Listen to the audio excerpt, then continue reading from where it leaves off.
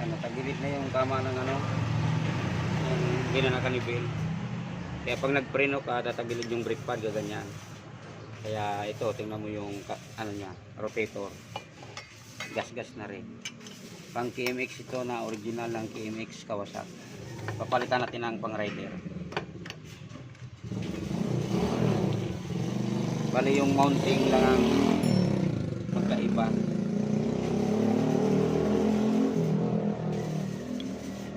Yung pang rider kasi ano eh. Yung pang rider kasi iba yung ano niya ito. Yung pinakang holder niya. Yan. Ito pang KMX Kawasaki. Ito yung dati niya. Itong ipapalit natin. Pang rider 150 yan. Rider 150. Pang likod. Yun. Suzuki naman pang likod.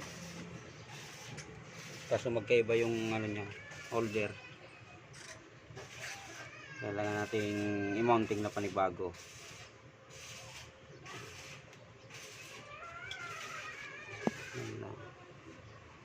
Panibagong mounting. Kasi sira na yung caliper. Pati yung plate niya, sinain na rin. Ayan. May konting kain na siya.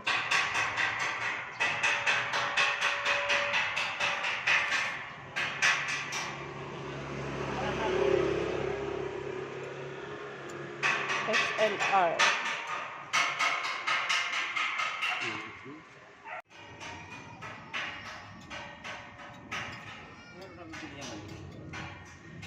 Rider talaga yun.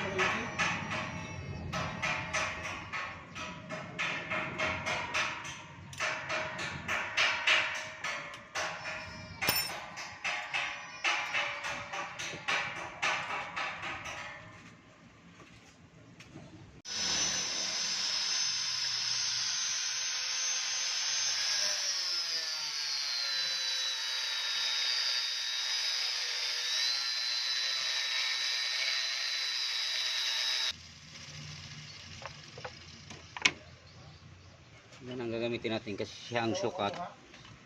Siya ang nakasukat para dyan eh. Kasi pag nagbutas ka ng panibago, mahirapan mong ma-perfect yun. Hindi mo yun ma-perfect.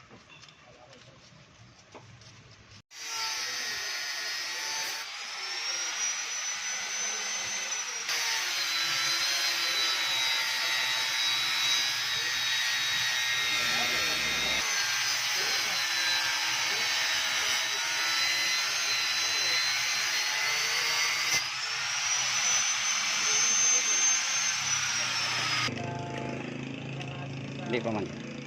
Malayo pa.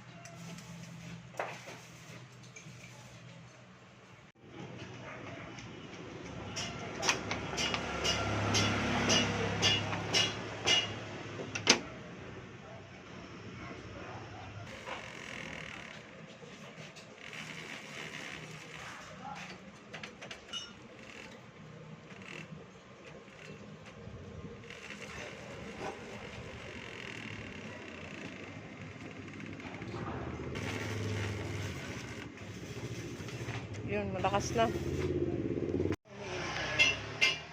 Ayun, tapos na natin mounting yung panibago. Ito ay pang Rider Pang ano? 150 na yung nakakabit. Dating KMX Bili ang natin. nakakabit Bili yan kasi guys. ngayon, no? Panibagong mounting yan sa ilalim. Ayun. Wala kita rito. So may preno na po ito. Hindi ba ito inokita? Ito ay Honda XLR. Ayun sila. So goods na po ang ating preno. Thank you so much.